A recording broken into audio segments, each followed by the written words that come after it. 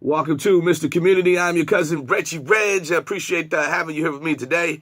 They call me Mr. Community because of my diligence to do the work that's necessary in the community, in the city of Detroit. And I pray every day that God someday soon brings 5,000 to 10,000 more cats like myself, grown men, should I say, like myself. And like this individual right here with me today, my special guest, Mr. Terence Wheeler. How you doing, brother? Welcome to the program, man. Thank you for having me, man. Phenomenal. Thank you so much. Thank you so much. They call him T-Will, a former basketball superstar. Played in Detroit, played overseas, and you give him that rock, man. You need to just get out the way. Man, listen, give me that pill. Let me go ahead and spot up, shoot that tray ball. Let's get these buckets. My man, welcome to the program once again, and let's talk about who you are, Terence Wheeler. When that name comes up someday, 50 years from now, what will people think? What's the first thought in their mind? That he cared about his people, that he cared about young people, that he had an unapologetic commitment to his community, unyielding, unwavering, and against all odds, wanted every child to succeed. You know, Reg, every child has the ability to learn. Every child can be successful, and their success is predicated on adult participation. Oftentimes we malign our young people and say, why your pants are sagging. But if we as adults raise their dreams and raise their aspirations, I guarantee you they'll raise their pants. Mm-hmm.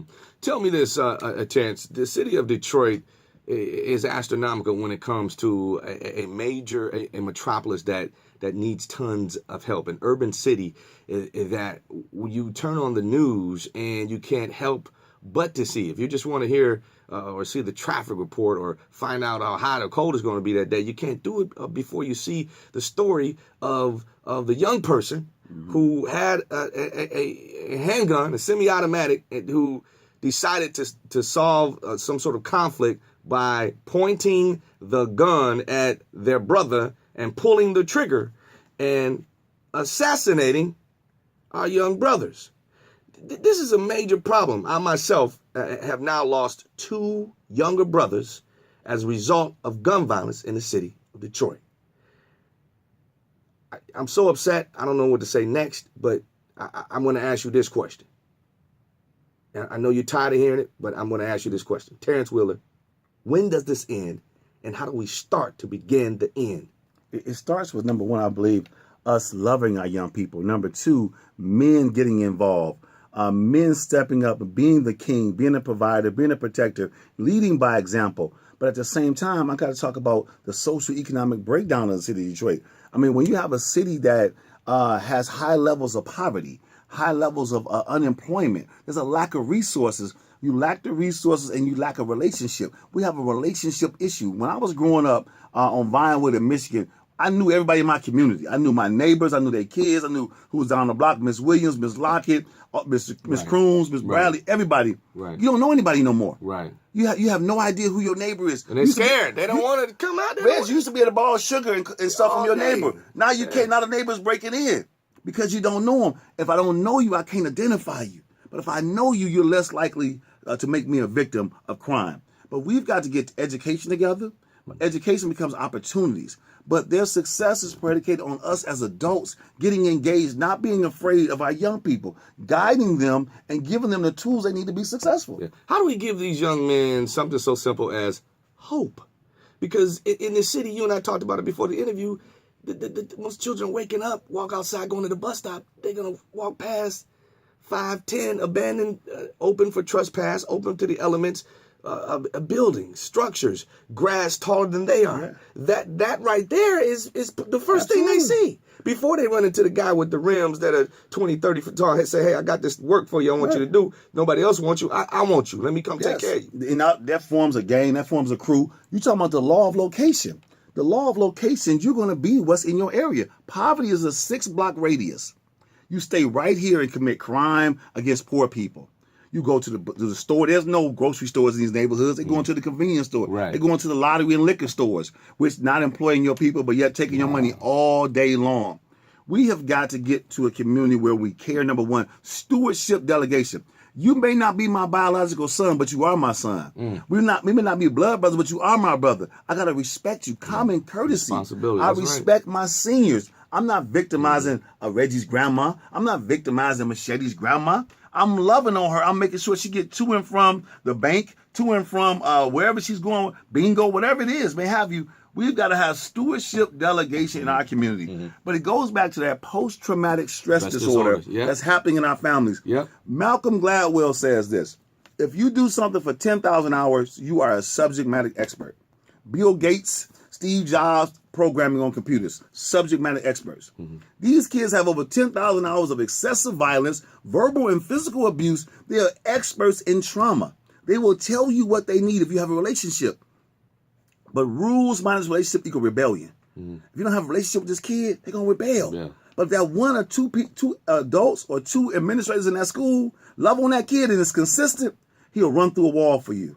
He will run through a wall. He will come to school each and every day and say, hey, this one person believes in me. That's generating hope. That's providing hope to the hopeless. Generate belief. But we as a community have got to choose impact over income. I'm going to say it again, impact over income.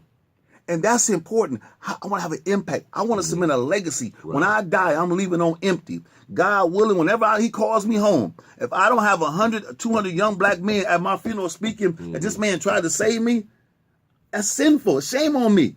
Why have a position if you're not going to use that position to enrich the lives of other people? Right. T. Will, why is it that most grown men are afraid of these boys? When a man stands up, the boy's supposed to sit down. So where is this loss of respect, man? Where does it come from? Because whereas we went from a city of hardworking men and pretty women to hardworking women and pretty men. Okay, so now these guys can live in his mama's basement and eat his girlfriend food. So he doesn't have to have any responsibilities or accountability. All he has to be is cute. See, we used to have hard-working dudes back in the day, man. Dudes worked 14, 16 hours and came home and then got involved in their community. Now we've given these guys a pass. So they'll never have to grow up. They never grow up, man. We've got to hold these gentlemen accountable and responsible to that community. You don't have to leave your community to go anywhere. Look at Southwest Detroit as an example. The largest growing community in the state of Michigan. They have everything they need right here. Up and down burner. You got coffee shops, you got clothing, you got grocery stores, pastries, whatever you need. Don't tell me that can't be duplicated in our community. We had it now at Black Bottom, but here comes I-75. Okay. Yeah. Paradise Valley and everything. You're right, yes, bro. Sir. You're right. So tell Detroit about the work that you do downriver, man. What are you doing? Man, I'm the Director of Community Outreach and Parent Engagement for River Rouge School District. I am charged with alleviating all the non-academic barriers for our young people. If kids are hungry and homeless, they're not doing homework.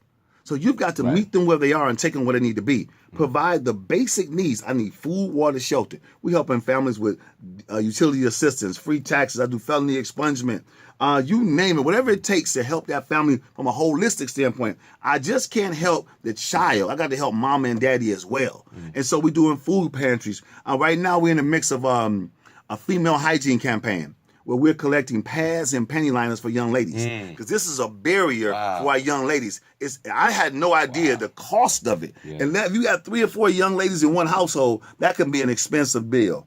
So we're trying to alleviate that bill and give that family some reprieve, have resource rooms where young ladies can go discreetly, get what they need to get, and never obstruct education. When someone asked me just a short time ago, Reggie, what do we do, man, to stop this violence with our youth here in the city of Detroit? First thing came out of my mouth, and I notice it comes out of your mouth as well very soon, is education. And when you look at the city of Detroit, DPS, there's no discussion. It's just, I don't know. I'm dumbfounded. I'm confused. It is not what it used to be. We know that. It's more of a, hey, let's make a business out of educating these kids. We don't care about anything. We don't care about the books. We don't care about anything. Let's just put them in there, add up the numbers, and get the money in, and that's it. We're going to go to the bank. How can, because it's going to take you and me, brothers like us, to try and make a change in that aspect. So education is the reason, or if we want to change this, the violence, the way that these young people think about solving problems with guns. The first thing we have to do is change the way that they are educated. Our children are not retarded. They're not stupid. They're not ones that say, no, I don't want to learn. No, forget that. I'm just going to be lazy all my life. No, they have many other obstacles in their way, and we want them to go to school, graduate, go to college. They want to do that. Absolutely. But when we say go to school and go to college, graduate, and they go home and they open the refrigerator, it looks right back at them. Yeah. That's the center point. So where can we start with the education, building a better educational system? I think that, number one, they have to see us. They have to see like-minded folks who come from the same environment they come from. If I myself can go from the dope house to the White House, so can you. But it's going to take a true village, a village of multipliers. People like to say, "Oh, it's going to take a village." No, a village of multipliers. Because the worst thing we can do, Reg, the most expensive thing we can do is put the wrong people in front of our young folks. Oh man. People who don't love them. See, it ain't enough for you to like them. This kid's coming with too many traumatic incidents, too many adverse childhood experiences for you just to like them. You got to love these young people. You got to believe in them. These kids have been through so much. They know who's lying and who not. They know who's fake and phony, who only want to give me a tablet and a gift card today, but don't care about me tomorrow. Every day is count day. Every day we got to be. It's a reason why they don't want our young people educated, because education has the immense power to transform your life and change the trajectory in your whole family. But if I keep you uneducated, that means you're uninvolved. When you say I'm just going to do me, that means you're just doing whatever. You have no agenda. They want you complicit. They want you complacent and not being a go-getter, not being a builder. But we've got to make sure that the resources are in our community. We have got, first of all, I'll say this, brother, let's expect more and accept less in our community. Why is it that I can go to any gas station and see drug paraphernalia and counterfeit clothing in the gas station? Why am I able to buy a pair of Jabot jeans and some gas on pump one? Why? That shouldn't happen, man. It don't happen in other neighborhoods. Right. That doesn't happen in any other community. You don't see that anywhere. You don't see drug paraphernalia. You don't see all the stuff that happens. We allow this to happen. And we patronize these places. Economic violence is being committed every day in the black community. Ethnic suicide. We don't support each other. We've got to change the mentality. But it starts with us getting them young, bringing in different folks from different careers. And say, hey, maybe you ain't Reggie Reg, but maybe you behind the scenes. Maybe you in sales. Maybe you can become a tree. Maybe you can become somebody else. But you're still involved in the music business. You're still involved in radio. You still have a personality. You have a voice. Powerless kids need powerful friends. I'm going to say it again. Powerless kids need powerful friends. We have the power within ourselves, within our phone, our own network. Let's help our young people. Quit ostracizing. Let's raise their dreams. Let's love on them. Let's pray for them and not pray on them. Hey, Tarence Wheeler, man, you got to be a motivational speaker. So for those who are listening, they want to get in touch with you, man, just to come out and speak to young men or the community, man. How might one get in touch with T? Call me at 313-205-9826. That's 313-205-9826. And I speak to kids, man. Poverty has no zip code. So I go everywhere, all over the city. I go to Macomb, Warren, you name it, man. It's about helping young kids. My man, the great Tarence Wheeler joined me today, and I'm honored. It's a great privilege to have you here, bro. I wish that you and I could do more together. It's important that we start to create like a web of cats like us, so we can make it longer and thicker and better, and then we start to see changes, the significant changes we need to see with our young people in the city of Detroit, man. Thank you for coming by today, man. You got to come back again, and I need to see. I'm going to come to you. Come on, man. Let's do it. I'm telling you, I'm knocking on your door, bro. I'm not playing with you, man. So when you see me next week, don't be like, man, let's do it. All right, my man, Tarence Wheeler, T-Will in the house, and again, I'm so grateful to have cats like him here. And we'll do it again soon. Thanks for watching, Mr. Community. I'm your host, Reggie Reg Davis. All right, God bless.